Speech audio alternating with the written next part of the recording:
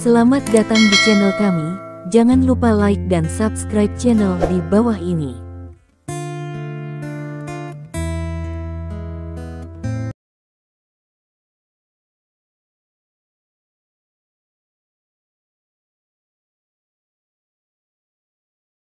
Bab 1721. Kepala, waktu patroli kita sudah habis. Saya tidak tahu berapa lama, seorang tentara tiba-tiba berbicara kepada Cui Ze. Mereka keluar untuk berpatroli, tentu saja, tidak selamanya. Sebagai gantinya, mereka perlu berpatroli selama 2 hari, sekarang setelah 2 hari berlalu, mereka dapat menggantikan orang lain untuk melakukan tugas ini. Mendengar ini, Cui Ze terkejut. Jalan, kembali, segera kembali ke kamp. 2 hari ini benar-benar menjadi siksaan baginya. Tim mereka sedang berpatroli, dan mereka makan, minum, dan tidur di mobil ini. Apalagi jalan di sepanjang perbatasan sangat sulit untuk dilalui, segala macam gundukan, hampir menyebabkan Cui Ze mati muda. Sekarang setelah saya mendengar bahwa sudah waktunya untuk berganti shift, pikiran pertama Cui Ze adalah segera kembali ke kamp, mandi air panas, dan kemudian tidur dengan nyenyak. Ya, ketua, prajurit yang mengemudi seharusnya, lalu membelokkan bagian depan mobil dan berlari kencang menuju kamp. Namun, beberapa menit kemudian, sebuah ledakan bergema keras melalui langit yang tenang ini. Sekelompok bunga api meledak langsung di bawah roda mobil patroli Cui Ze dan yang lainnya.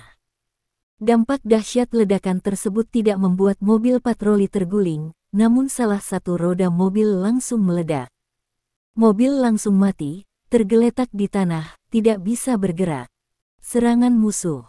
Seorang tentara berteriak.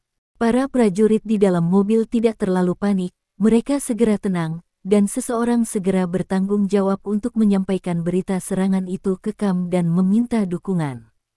Seseorang menyalakan perangkat pengawasan video dan memproyeksikan pemandangan di sekitarnya ke layar. Prajurit lain memeriksa senjata api mereka dan segera memasuki keadaan tempur. Semua orang tidak berani keluar dari mobil pada saat pertama, karena situasi di luar tidak jelas. Jika ada musuh dalam penyergapan, jika Anda turun saat ini, Anda hanya akan disaring seperti target. Bab 1722. Serangan musuh. Cui Ze sedang duduk di kursi, kepalanya langsung bingung. Dia merasa sedikit bingung, hanya saja ini adalah lelucon besar yang Tuhan buat dengannya. Dalam 2 hari terakhir, dia belum menemukan serangan musuh, tetapi ketika dia akan kembali ke kamp setelah patroli, dia diserang. Ketua, apa yang harus kita lakukan? Seorang prajurit bertanya dengan cepat. Dari semua prajurit yang hadir, pangkat Cui Ze adalah yang tertinggi. Karena itu, semua orang tidak bisa menahan diri untuk tidak melihatnya, menunggu perintahnya.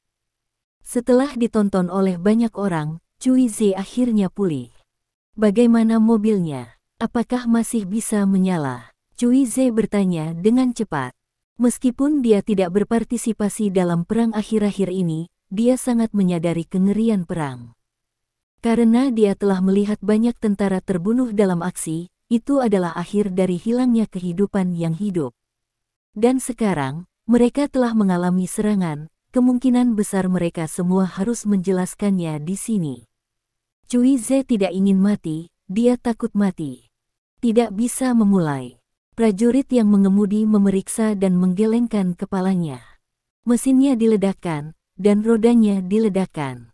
Kita harus pergi dari sini jika ingin pergi. Tidak, kamu tidak bisa turun. Cui Ze menggelengkan kepalanya dengan cepat. Di luar terlalu berbahaya. Jika kita turun, kita akan tersingkir oleh musuh sebagai target. Cepat, minta bantuan dari kamp. Melihat ke belakang, saya sudah mengeluarkan panggilan untuk bantuan. Beberapa prajurit menjawab. Tapi itu akan memakan waktu setengah jam untuk sampai ke sini dari kamp. Apa? Ekspresi Cui Ze berubah. Ini berarti mereka harus tinggal di sini selama setengah jam. Setengah jam tidak terdengar lama, namun, di medan perang, untuk beberapa tim elit, setengah jam sudah cukup untuk mengakhiri perang. Bab 1723. Misalnya, pada malam hujan ketika Skynet menyerbu perbatasan, pertempuran berakhir hanya dalam 20 menit. Prajurit patroli ini tidak terlalu elit, dan jumlahnya terbatas, dan amunisinya terbatas, terlalu sulit untuk bertahan selama setengah jam. Bisakah kamu menemukan jejak musuh? Cui Ze bertanya lagi. Jika Anda dapat menemukan jejak musuh, meskipun tidak ada kendaraan, Anda juga dapat memblokir musuh dengan paksa. Tidak ditemukan. Prajurit itu buru-buru berkata. Perangkat pengawasan video tidak mendeteksi jejak musuh. Pada saat ini, hati Cui Ze tenggelam lagi dan lagi. Rentetan kabar buruk itu membuat jantungnya panik. Bagaimanapun, dia hanyalah orang biasa yang belum menerima pelatihan militer apapun. Dalam menghadapi situasi ini, dia hanya memiliki rasa takut di dalam hatinya. Chief, atau kita harus keluar dari mobil dan membangun garis pertahanan. Jika tidak, ketika musuh bergegas, kita mungkin semua akan terbunuh di sini. Seorang prajurit dengan pengalaman tempur yang kaya dengan cepat mengajukan saran. Mobil ini hanyalah mobil patroli, dan senjata yang dimilikinya tidak ada bandingannya dengan kendaraan lain. Orang-orang seperti mereka ingin bersembunyi di dalam mobil selama setengah jam, yang sama saja dengan mimpi bodoh. Hanya dengan keluar dari mobil untuk membentuk garis pertahanan, mereka akan memiliki kesempatan. Tidak, kamu tidak bisa turun. Cui Ze menggelengkan kepalanya lagi dan lagi, tepat pada saat ini sebelum dia bisa menyelesaikan kata-katanya. Terkunci. Tiba-tiba ada ledakan di jendela mobil patroli. Semua orang terkejut dan melihat dengan cepat, dan melihat lubang muncul langsung di jendela mobil, dan kaca di atasnya hancur menjadi bubuk. Pada pandangan pertama, itu terkena peluru. Namun, dia tidak dikalahkan. Karena mobil ini dilengkapi dengan kaca anti peluru, sulit untuk menembusnya dengan peluru biasa. Ada penembak jitu. Prajurit dengan pengalaman tempur buru-buru berteriak. Klik, klik, klik. Ketika kata-kata itu selesai, para prajurit segera memasuki keadaan tempur. Hampir bersamaan. Memanggil. Bab 1724. Lubang di kaca jendela mobil langsung tertembus peluru. Tidak hanya. Peluru itu juga menembus dahi seorang prajurit, membawa kanopi besar darah. Prajurit itu jatuh tanpa gerutuan. Darah panas menyembur ke wajah Cui Ze, dan dia tertegun. Meskipun dia telah berada di kamp untuk sementara waktu, dia bersembunyi di kamp dan tidak berani keluar setiap kali perang datang. Oleh karena itu, ini adalah pertama kalinya dia mengalami pemandangan seperti ini. Saya langsung kaget. Di mana penembak jitu musuh? Cari tahu. Seorang tentara berteriak di dalam mobil. Ikuti rute peluru, ke arah jam 10 kita. Segera turun dari mobil untuk membentuk garis pertahanan, lindungi pemimpin, dan dukung sampai bala bantuan tiba. Melihat Cui Ze ketakutan, prajurit dengan pengalaman tempur yang kaya di tim berteriak keras. Saat perang pecah, tetap di dalam mobil adalah hal yang paling bodoh untuk dilakukan. Karena musuh hanya membutuhkan mortir untuk datang, mereka akan dimusnahkan di sini. Lain halnya saat turun dari mobil, kalian bisa melancarkan serangan balik terhadap musuh, walaupun ada korban jiwa, itu lebih baik daripada tetap berada di dalam mobil. Di bawah komando prajurit, tim patroli segera memasuki posisi tempurnya, mulai turun dari kendaraan dengan cepat, dan dengan cepat menduduki medan yang menguntungkan untuk membangun garis pertahanan. Saat mereka keluar dari mobil, tembakan akhirnya berbunyi. Seperti menyalakan petasan, tampaknya sangat keras di perbatasan primitif yang tenang ini. Cui Ze tidak keluar dari mobil, tetapi tetap di dalam mobil. Karena semua orang tahu bahwa meskipun kepala staf memiliki pangkat lebih tinggi dari mereka semua, kemampuan tempurnya yang sebenarnya adalah nol. Lebih baik membiarkannya tetap di dalam mobil. Setiap orang telah membentuk garis pertahanan untuk melindunginya, dan menjadi lebih aman. Jejak musuh ditemukan pada pukul 12. Ada juga arah jam 9. Melawan, Pukul aku dengan keras. Terdengar suara gemuruh, disertai suara peluru yang mengenai bodi mobil dan suara ledakan granat. Ada juga serangkaian pengumuman kematian rekan-rekan mereka di pistol. Cui Ze tetap di dalam mobil dan menggigil. Dia menutup telinganya dan menutup matanya, hatinya penuh ketakutan. Bab 1725. Dia bisa membayangkan betapa mengerikannya pertempuran di luar. Tapi dia tidak berani turun. Dia takut mati. Yang bisa dia lakukan sekarang adalah tetap di dalam mobil dan berdoa agar semua orang bisa menghentikan musuh dan menunggu sampai bala bantuan datang. Selama sekitar 8 menit, tembakan di luar berhenti. Lingkungan tiba-tiba kembali ke ketenangan yang sama seperti sebelumnya. Cui Ze membuka matanya, dia melepaskan telinganya, wajahnya kosong. Apakah Anda mengusir musuh? Ide ini muncul begitu saja. Ledakan. Pintu mobil patroli ini langsung dibuka paksa. Pedal. Beberapa sosok bergegas ke dalam mobil. Cui Ze hanya melihat, wajahnya berubah drastis, dan tanpa sadar dia mengulurkan tangan dan menekan kantong pistol di pinggangnya. Klik, klik, klik. Namun, sebelum dia bisa mengeluarkan pistolnya, sebuah moncong membekukan kepalanya. Tubuh Cui Ze membeku seketika. Hei, mobil patroli memiliki mulut yang hidup di sini. Suara bahasa Inggris yang fasih terdengar.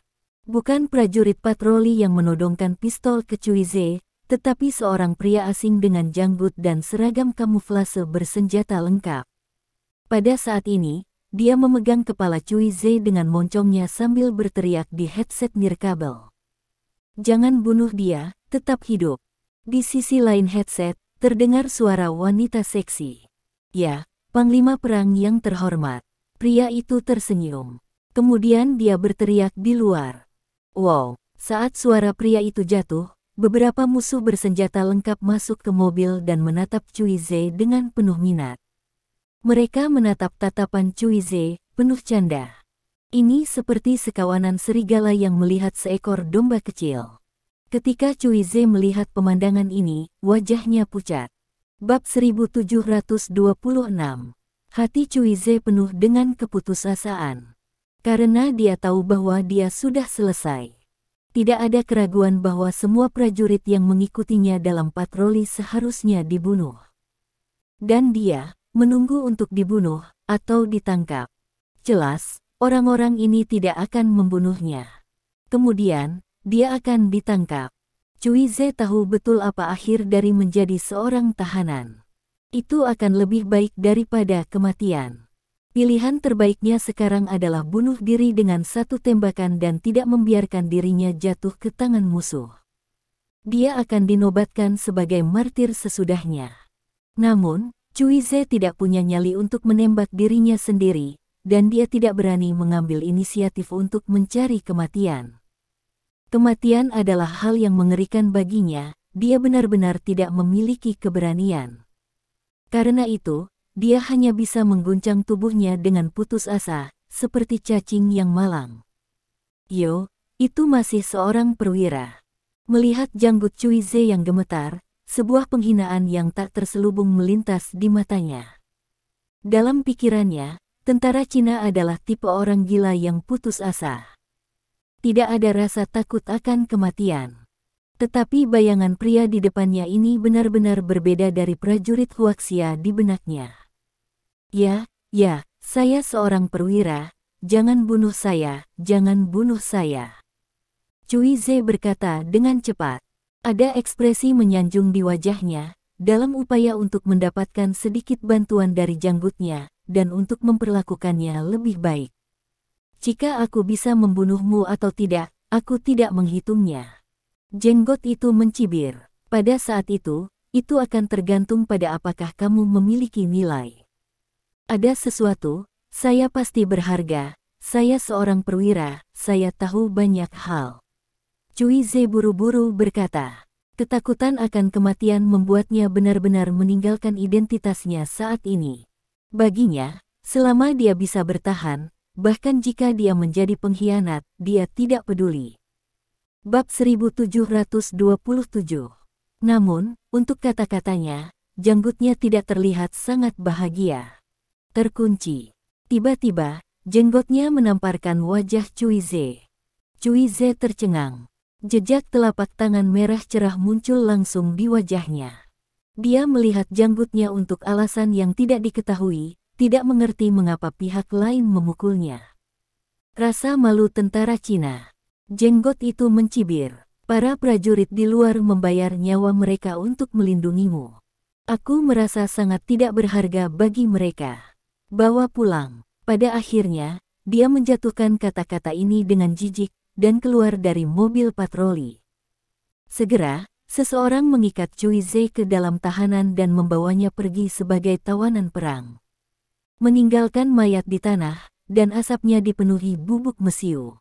Tak lama setelah orang-orang ini pergi, sebuah konvoi datang dengan cepat. Bala bantuan di sisi lain Kam akhirnya tiba terlambat saat ini. Zhao Bin melompat keluar dari mobil dan melirik ke tempat kejadian, wajahnya sangat suram. Begitu dia menerima panggilan bantuan, dia segera memanggil pasukan dan bergegas dengan kecepatan tercepat. Namun, mereka masih terlambat. Periksa medan perang. Wajah Zhao Bin tenang dan dia langsung memberi perintah. Juga, siapkan garis pertahanan di tempat untuk mencegah musuh menyerang kembali. Saat perintah berlangsung, orang-orang yang dibawa oleh Zhao Bin segera pergi untuk memeriksa medan perang. Segera, seseorang datang untuk melapor. Kepala laporan, tim patroli dihancurkan dan tidak ada yang selamat. Saudara di depan melaporkan bahwa tidak ada jejak musuh yang ditemukan. Zhao Bin terdiam sejenak. Meskipun jumlah patroli kecil, ada 10 tentara, semuanya terbunuh di sini. Berita ini membuat Zhao Bin merasa sangat tidak nyaman. Tikus sialan. Bab 1728. Dia mengepalkan tinjunya, matanya dipenuhi amarah.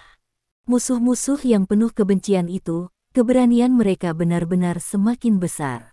Hanya dalam beberapa hari, berbagai perbatasan telah mengalami serangan dengan intensitas tinggi, dan jumlah tentara yang tewas dan terluka telah bertambah hingga ratusan orang. Namun, yang bisa dilakukan Zhao Bin adalah pertahanan pasif. Tidak mungkin. Kekuatan musuh terlalu kuat. Pihak lain tidak akan pernah mengirim tentara biasa untuk berpartisipasi dalam pertempuran. Yang mereka kirim hanyalah master sejati, setidaknya seniman bela diri kelas 2 dan 3. Seorang prajurit tingkat itu, ketika terlatih, memiliki kemampuan untuk menghancurkan tentara biasa. Di masa lalu, jika sebuah organisasi teroris berani menyerang perbatasan, God of War akan menghancurkan basisnya dengan cara guntur. Selama lebih dari 10 tahun, bahkan jika itu sekuat Skynet Barat, ia tidak berani menyerang China. Berbatasan. Tapi sekarang, semua musuh tahu tentang God of War tanpa China, terutama setelah berita itu dikonfirmasi, keberanian musuh-musuh itu menjadi semakin berani. Kumpulkan sisa-sisa saudara-saudara.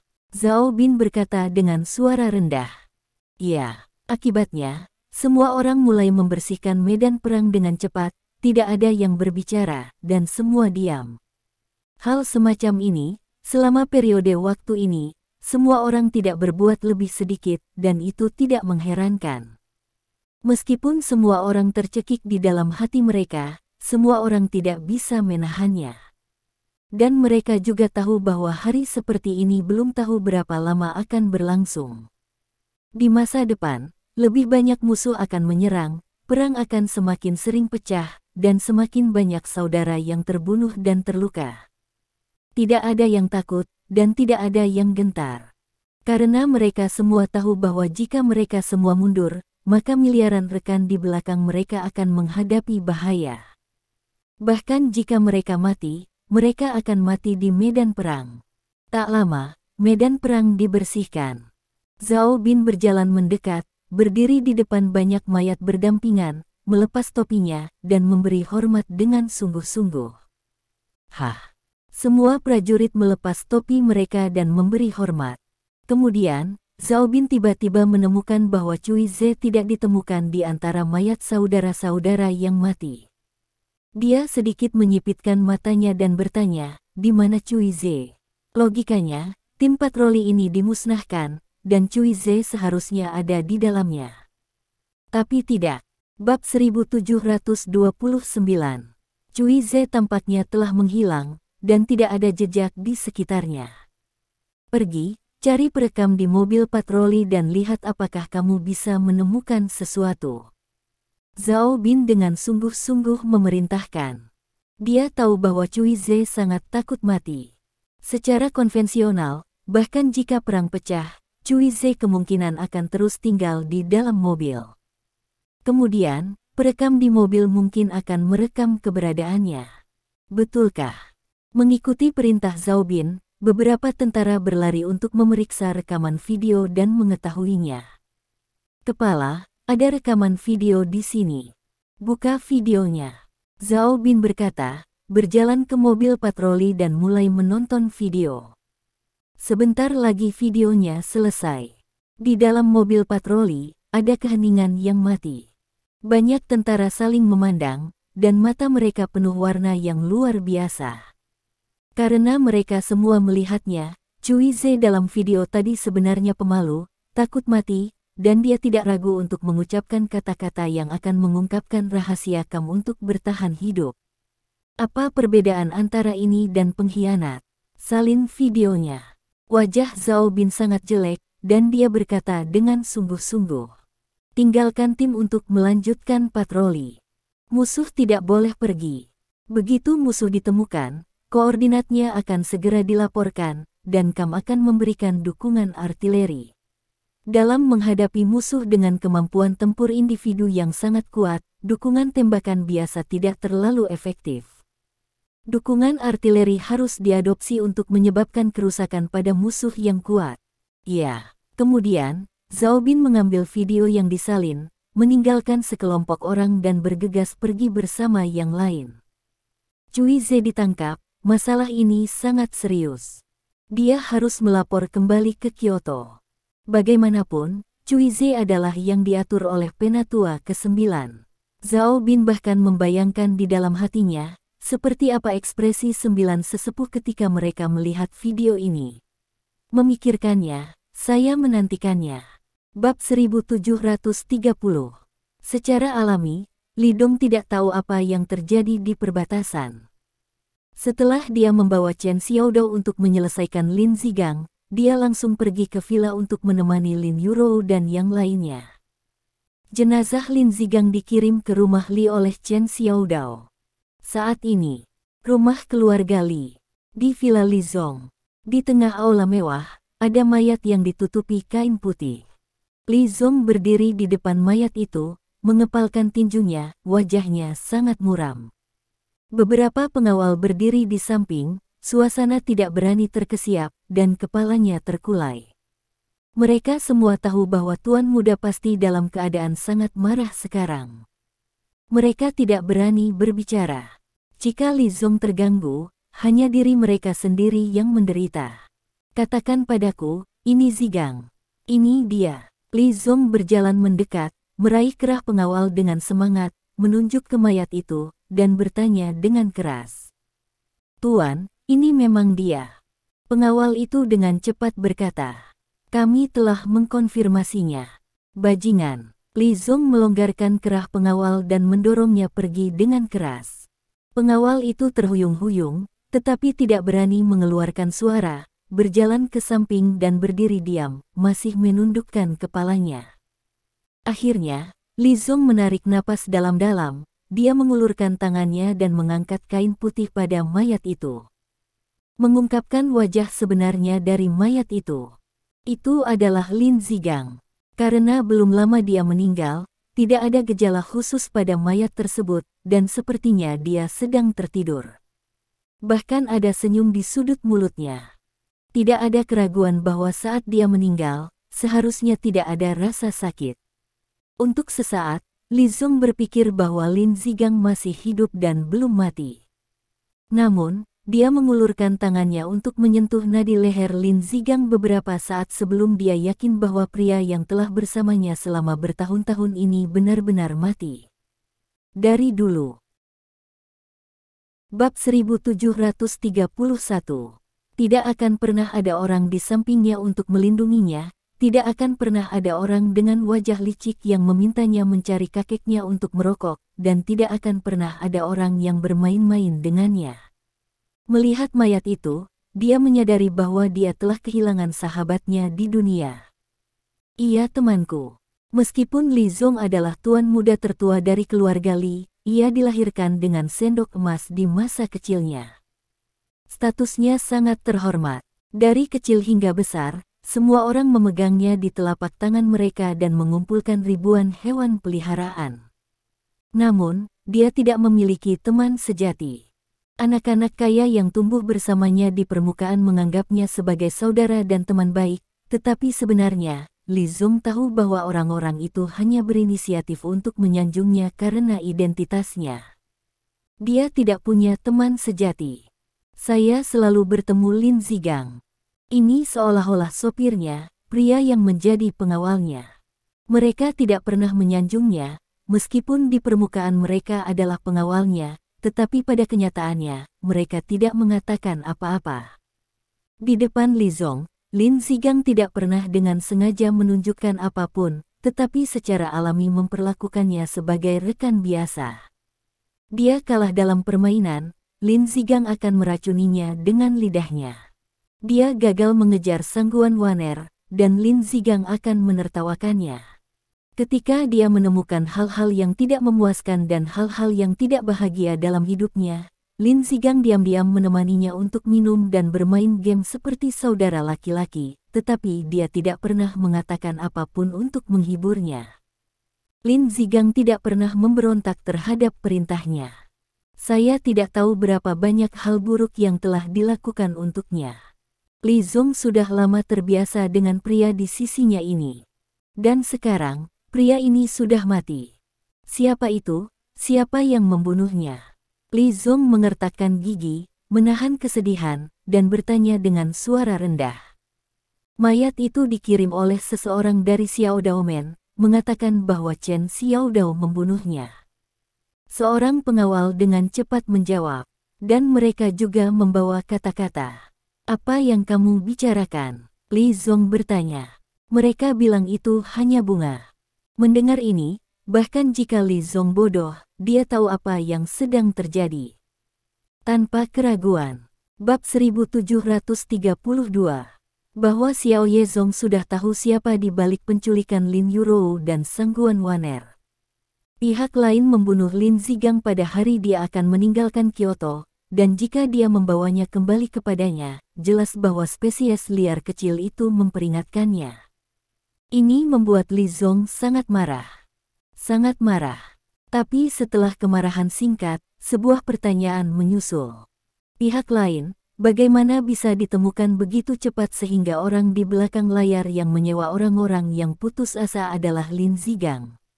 Dan juga mengambil tindakan untuk mencegatnya. Ini tidak masuk akal. Segera periksa saya, kemana dia pergi sebelum dia meninggal. Li Zong memberi perintah seperti itu dengan wajah cemberut. Ya. Pengawal itu merespons dengan cepat dan berjalan keluar dengan cepat. Sekitar setengah jam kemudian, pengawal itu kembali dan melapor dengan hormat. Tuan, sudah ketahuan. Sebelum dia meninggal, dia pergi ke rumah Sangguan dan bertemu saudara perempuannya Lin Yue. Mendengar ini, Li Zong mengerti semuanya sekaligus. Wajahnya menjadi lebih jelek, dan kemarahan yang baru saja menghilang di hatinya tiba-tiba mendidih. Tapi kali ini kemarahannya bukan karena Li Dong. Itu karena Sangguan Waner. Li Zong tidak bodoh, sebaliknya, dia adalah orang yang sangat pintar. Oleh karena itu, dia segera mengerti bahwa Lin Zigang mempekerjakan orang-orang yang putus asa di belakang layar, dan saudara perempuannya yang baik, Lin Yue, pasti telah memberitahu Sangguan Waner. Namun, Sangguan Waner tidak menyerang Lin Zigang, tetapi memberitahu Li Dong berita itu. Inilah yang terjadi. Lin Zigang pergi ke rumah Sangguan untuk menemui saudara perempuannya. Keluarga Sangguan tidak menyerangnya, tetapi dicegat oleh Li Dong di tengah jalan. Saya harus mengatakan bahwa Li Zong benar-benar pintar, dan hanya dengan kalimat ini, dia sepenuhnya menjelaskan kebenaran masalah ini.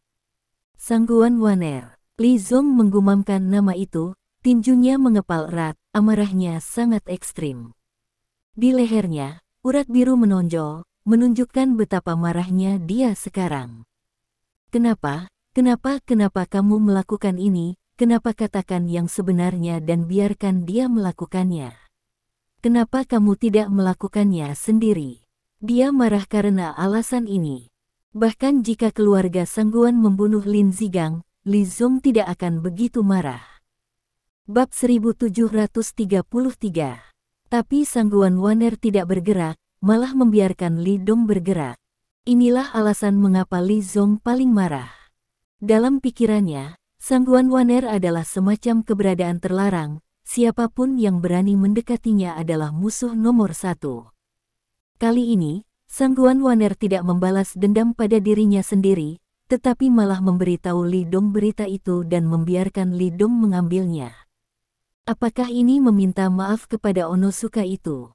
Apakah ini menebus kesalahan dengan mengeluarkan Lin Yurou? Mengapa dia begitu rendah hati? Perasaan ini memberi Li Zong perasaan dikhianati oleh wanitanya sendiri dan mengenakan topi hijau.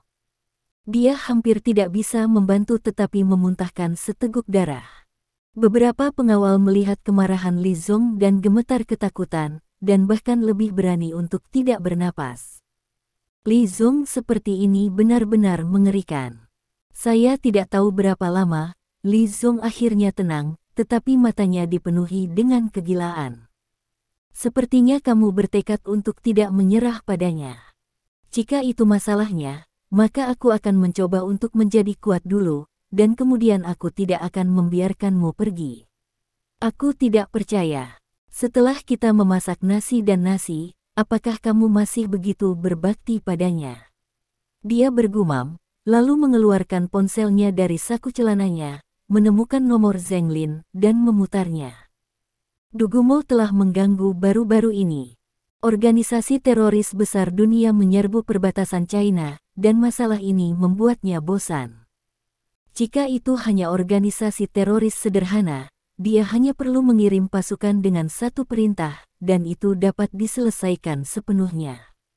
Namun, organisasi tersebut bukanlah organisasi teroris sederhana.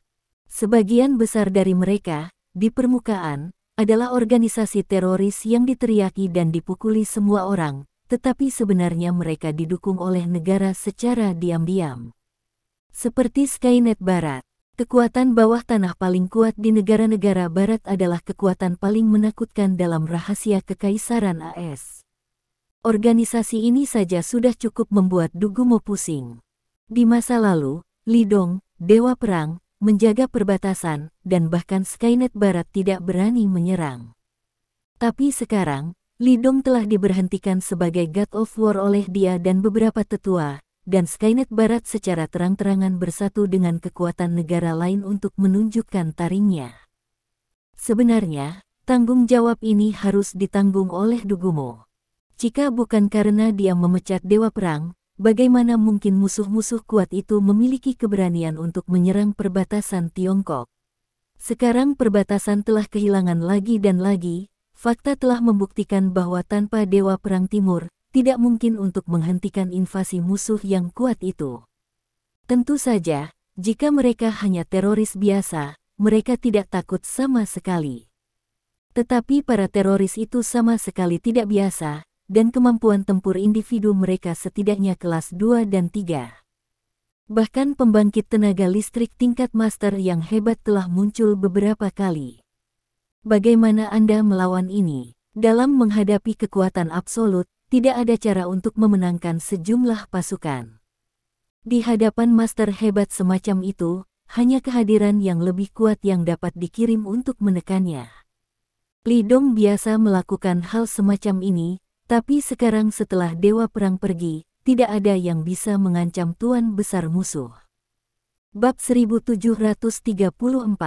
Saat ini, hampir semua perbatasan negara telah diserang dengan tingkat yang berbeda-beda, dan kerugian yang ditimbulkan sangat besar. Sebagai penghasut Dugumo Penatua ke-9, dia secara alami harus menghadapi tekanan besar. Sekarang seseorang telah mulai memakzulkannya, mengatakan bahwa dia menggunakan kekuatan pribadinya untuk menghapus posisi God of War, menyebabkan garis perbatasan diserang oleh musuh yang kuat, dan dia harus bertanggung jawab. Beberapa orang juga mengatakan bahwa dia akan mengundangnya kembali ke God of War secara langsung. Karena hanya Dewa Perang yang bisa menekan musuh kuat itu. Selama Dewa Perang kembali, semua musuh yang kuat hanyalah harimau kertas.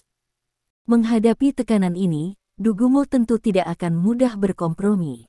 Sekarang dia telah menggunakan koneksi pribadinya untuk memobilisasi lebih banyak pejuang elit ke perbatasan dan membiarkan Cui Ze mengambil alih komando.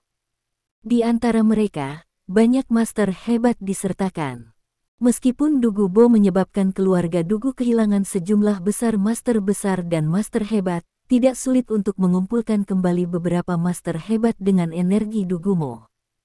Baginya, selama Cui Ze dapat membawa para pejuang elit untuk mengusir musuh yang menyerang dan memberikan kontribusi, dia dapat membuktikan kepada orang lain bahwa bahkan tanpa Dewa Perang, dia dapat menjaga perbatasan sekokoh emas.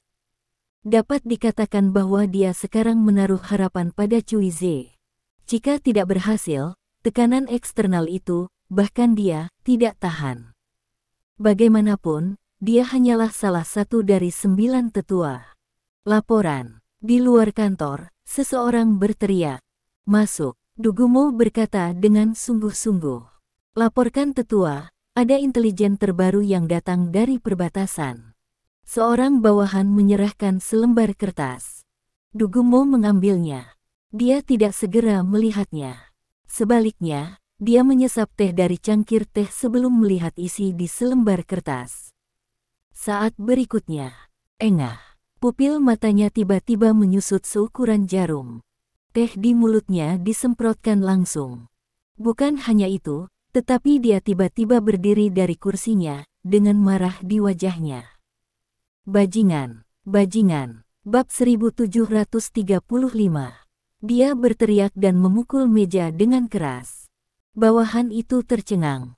Apakah ini masih 9 tetua yang dia kenal? Dalam kesannya, Penatua 9 tampaknya tidak pernah sebodoh itu sebelumnya, bahkan jika cucunya Dugubo meninggal, dia tetap tenang. Tapi sekarang, dia sangat aneh dan sangat marah. Bawahan sangat penasaran, berita apa yang kembali dari perbatasan. Penatua 9 mengambil selembar kertas dan melihatnya dengan hati-hati, ekspresinya jelek. Berita di selembar kertas ini tentu saja berita bahwa Cui Ze ditangkap oleh musuh asing. Cui Ze adalah satu-satunya harapannya untuk kembali sekarang. Dia berharap Cui Ze akan memimpin tentara elit untuk menembak musuh asing dengan ganas untuk membuktikan bahwa keputusannya untuk memecat Dewa Perang adalah benar. Tapi sekarang, berita itu sangat mengalahkan idenya. Lonceng jingle. Pada saat yang sama, telepon sistem di meja berdering. Sebelum 9 tetua punya waktu untuk tenang, dia mengangkat telepon dan berkata dengan marah. Ada apa? Saya adalah Penatua Agung. Di seberangnya, ada suara yang sangat agung. Mendengar suara ini, Dugumo tiba-tiba seperti disiram dengan air dingin, dan kemarahan di hatinya menghilang tanpa jejak. Dia buru-buru berkata, Penatua, ada hubungannya dengan saya. Datanglah ke kantorku. Suara tetua agung itu sangat tenang. Tapi Dugumo bisa merasakan ada sedikit kemarahan dalam suara pihak lain. Dugumo tiba-tiba merasa sedikit di hatinya, dia mengambil napas dalam-dalam dan berkata dengan hormat. Ya, setelah berbicara, dia menutup telepon, bangkit dan berjalan keluar. Pada saat ini, Dugumo tahu betul bahwa tetua agung itu pasti juga menerima berita itu. Memanggilnya selama ini, saya khawatir dia akan dimintai pertanggungjawaban. Bab 1736. Cui Ze ditangkap, yang berarti dia kalah. Itu adalah kegagalan total. 9 tetua mereka berada di negara itu, mewakili supremasi, tetapi kantor mereka berada di kompleks yang sama. Penatua 9 meninggalkan kantornya dan langsung menuju pintu kantor bernomor 30.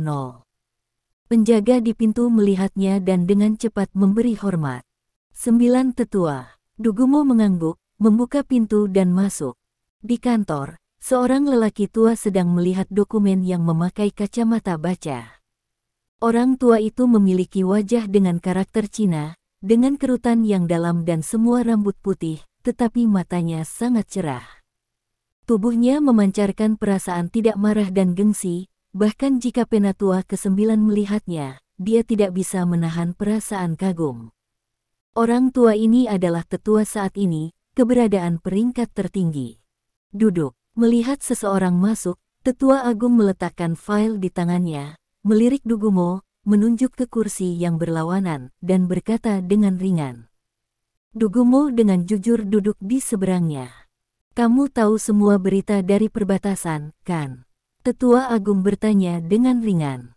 Saya baru saja melihatnya. Dugumo berkata dengan sungguh-sungguh, tapi yang lebih tua, bahkan jika Cui Ze ditangkap, dia tidak boleh melakukannya. Sebelum dia bisa menyelesaikan kata-katanya, sesepuh melambaikan tangannya untuk menyela dia dan menyerahkan komputer tablet. Kamu tidak perlu berbicara untuknya, kamu akan berbicara setelah membaca ini. Dugumo sedikit bingung, dan mengambil tablet untuk melihatnya. Apa yang ditampilkan di sana adalah halaman video. Dia mengklik tombol putar. Jadi, konten mulai diputar di atas. Video ini adalah adegan di mana Cui Ze ditangkap di mobil patroli. Termasuk dia, untuk bertahan hidup, mengancam akan mengatakan bahwa dia adalah seorang perwira militer tingkat tinggi, tahu banyak rahasia KAM, dan memohon pihak lain untuk tidak membunuhnya. Dia bisa mengatakan segalanya. Setelah menonton video ini, satu-satunya kebetulan di hati Dugumo benar-benar menghilang. Dia sudah bisa membayangkan apa yang akan dipikirkan semua orang tentang dia ketika berita itu benar-benar tersebar. Bab 1737. Pada saat itu, semua orang akan mengatakan bahwa dia sendirian dan buta. Pemecatan God of War tidak hanya menyinggung kemarahan, tetapi orang yang akhirnya merekomendasikan untuk menjaga perbatasan sebenarnya adalah pengkhianat. Pada saat itu, semua orang akan mengepungnya, biarkan dia bertanggung jawab atas semua kerugian yang disebabkan oleh invasi musuh yang kuat ini. Namun, dia tidak bisa memikul tanggung jawab ini. Bagaimana, apalagi yang ingin kamu katakan? Tetua Agung bertanya dengan ringan. Dugumo terdiam. Apalagi yang bisa dia katakan? Katakan dia salah. Bukankah dewa perang harus diberhentikan? Bukankah kekuatan harus digunakan untuk keuntungan pribadi? Meskipun dia melakukan beberapa hal, dia tidak bisa mengakuinya secara terbuka, apalagi mengakuinya di depan yang lebih tua. Jika kamu tidak berbicara, aku akan menganggapnya sebagai persetujuanmu. Grand Elder berkata dengan ringan. Sekarang kamu telah melihatnya, di sisi perbatasan, tidak mungkin lagi melanjutkan cara ini. Seseorang harus membersihkan kekacauan ini, dan kamu tidak dapat melakukannya. Saya, Dugumo membuka mulutnya, tapi tidak tahu bagaimana membantahnya. Karena yang lebih tua benar. Dia tidak bisa membersihkan kekacauan ini. Saya menyetujui apa yang Anda lakukan dan ingin melemahkan kekuatan benda lama itu, tetapi ternyata, Anda mengecewakan saya. Grand Elder berkata perlahan. Pria kecil itu menggunakan fakta untuk membuktikan bahwa apa yang dia katakan baik-baik saja. Huaxia tidak bisa hidup tanpa God of War, dan di perbatasan pasti ada pria kuat seperti dia yang duduk di kota. Saya pikir Dewa Perang harus kembali, bagaimana menurut Anda? Orang tua di mulutnya secara alami adalah Guru Lidong. Omong-omong, meskipun mereka adalah penatua yang mahal, pada kenyataannya, pengaruh mereka di ketentaraan mungkin tidak sebanding dengan Lidong dan guru-gurunya. Meskipun mereka tidak mau membiarkan kekuatan militer berada di tangan God of War dan gurunya, saat ini, mereka tidak dapat mengubah poin ini. Penatua Agung menyetujui praktik 9 tetua dan menggulingkan Dewa Perang untuk meningkatkan prestise mereka di tentara. Tapi 9 sesepuh gagal. Itu adalah kegagalan total. Bab 1738. Grand Elder adalah orang yang sangat menentukan. Dia sangat jelas tentang pentingnya masalah ini. Sebagai perbandingan, menenangkan perbatasan adalah hal yang paling penting. Mendengar kata-kata Tetua Agung, wajah Dugumo menjadi lebih jelek. Dia menggunakan semua koneksinya dan menjanjikan banyak keuntungan sebelum dia bersatu dengan beberapa tetua lainnya untuk menyingkirkan God of War. Saya pikir kali ini dia bisa menuai keuntungan besar. Tapi sekarang, aku takut aku akan kehilangan segalanya. Dewa Perang kembali. Jika dia benar-benar kembali, di mana dia akan meletakkan wajah lamanya? Jika dia benar-benar kembali, kerugiannya akan sangat besar, dan dia tidak akan menemukan kesempatan kedua seperti ini di masa depan. Namun, seperti yang dikatakan Tetua Agung, jika Dewa Perang tidak kembali, tidak ada yang bisa menangani kekacauan di perbatasan. Ya, saya mengerti. Dugumo berkata dengan sungguh-sungguh. Meskipun tidak berdamai, dia tidak punya pilihan. Tetua Agung berkata demikian, mungkinkah dia masih bisa bertarung melawan Tetua Agung? The Great Elder melirik Dugumo, dan berkata dengan ringan. Kalau begitu, masalah memulihkan identitas God of War diserahkan padamu. Saat dia berkata, dia berhenti, nadanya tenang. Jika dia menolak untuk kembali, atau syarat apa yang dia tawarkan, kamu mencoba memuaskannya, mengerti? Bagaimana jika dia benar-benar tidak ingin kembali? Dugumo mau tidak mau berkata. Ketika dia menggulingkan status Li Dong sebagai Dewa Perang hari itu, anak itu pernah berkata bahwa cepat atau lambat, mereka akan memohon padanya untuk kembali. Bagaimana jika anak itu benar-benar meminta untuk bertanya padanya? Tampaknya untuk melihat apa yang Dugumo pikirkan. Tetua Agung berkata dengan dingin. Jika dia memintamu untuk memohon padanya untuk kembali, maka kau pergi dan memohon padanya untuk kembali. Bab 1739. Bagaimanapun, kekacauan ini disebabkan oleh Dugumo, jadi dia tidak akan membantu Dugumo menghapus pantat ini. Jika Dugumo tidak bisa menangani masalah ini dengan baik, ini masalah besar, ganti saja ke 9 penatua. Mendengar ini, Dugumo terdiam. Dia diam-diam mengepalkan tinjunya, menunjukkan kegelisahan di hatinya saat ini. Pergi dan memohon padanya untuk kembali. Tolong, orang yang membunuh cucunya. Dia adalah Dugumo, patriark keluarga Dugu, dia adalah penatua ke-9. Statusnya sangat mulia, dan dapat dikatakan bahwa dia adalah salah satu dari 9 orang paling mulia di negara ini. Namun, sekarang Tetua Agung memintanya untuk memohon agar orang itu kembali. Memikirkan adegan itu, Dugumo hampir tidak bisa menahan gejolak di hatinya. Tapi dia tiba-tiba ditekan. Dugumo tahu betul bahwa kata-kata Tetua Agung tadi jelas tidak bercanda. Jika dia tidak mengikuti instruksi dari Tetua Agung, dia, 9 tetua, mungkin benar-benar melakukannya. Meskipun kali ini karena Cui Ze ditangkap, dia menderita kerugian besar dan bahkan kekalahan total, tetapi selama dia masih dalam posisi ini, keluarga Dugu memiliki masa depan. Jika dia ditarik ke bawah dari posisi ini, maka keluarga Dugu, yang telah diturunkan selama ratusan tahun, benar-benar harus turun total. Karena itu, dia harus mempertahankan posisi ini. Bahkan jika dia kehilangan martabatnya karena ini, dia harus mempertahankan posisi ini. Ya, Grand Elder, saya tahu apa yang harus dilakukan. Dugumo mengendurkan tinjunya dan menjawab dengan suara rendah. Rumah Sangguan. Lin Yue akhirnya mengetahui tentang kematian saudaranya Lin Zigang. Sangguan Waner tidak memberitahunya berita ini. Sebaliknya, sebuah rumah duka menelepon ponselnya dan menyuruhnya untuk mengumpulkan abu dari Lin Zigang. Pertama kali Lin Yue menerima panggilan ini, hal pertama di hati Lin Yue adalah tidak mempercayainya. Tetapi pihak lain mengatakan nomor ide Lin Zigang dan penampilannya, dan mengiriminya foto tubuh Lin Zigang. Pada saat ini, Lin Yue percaya bahwa kakaknya benar-benar mati. Setelah mengetahui berita kematian Lin Zigang, Lin Yue langsung merasa kepalanya kosong. Suasana hatinya sangat terpengaruh sekaligus. Air mata mengalir tanpa sadar. Bab 1740. Pada saat berikutnya, dia merasa bahwa dia telah kehilangan hal yang sangat penting dalam vitalitasnya. Bagaimanapun, orang itu adalah satu-satunya orang yang memiliki hubungan darah di dunia ini. Lin Yue awalnya berpikir bahwa bahkan jika Lin Zigang meninggal, dia tidak akan meneteskan air mata untuknya. Tapi sekarang sepertinya dia salah. Ketika pria itu meninggal, dia menyadari bahwa dia masih peduli padanya.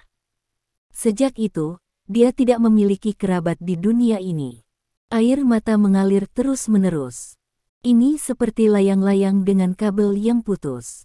Maaf. Sangguan Waner tidak tahu kapan dia datang kepadanya. Handuk kertas diserahkan. Melihat penampilan Lin Yue, Sangguan Waner menghela nafas dalam hatinya. Pada saat yang sama, dia sangat marah. Menurut pendapatnya, kakak Lin Yue tidak harus mati. Li Zong harus disalahkan atas semua ini. Jika Li Zong tidak membiarkan Lin Zigang melakukan hal itu, dia tidak akan mati sama sekali. Nona, saya ingin keluar. Saya akan membawa abunya kembali.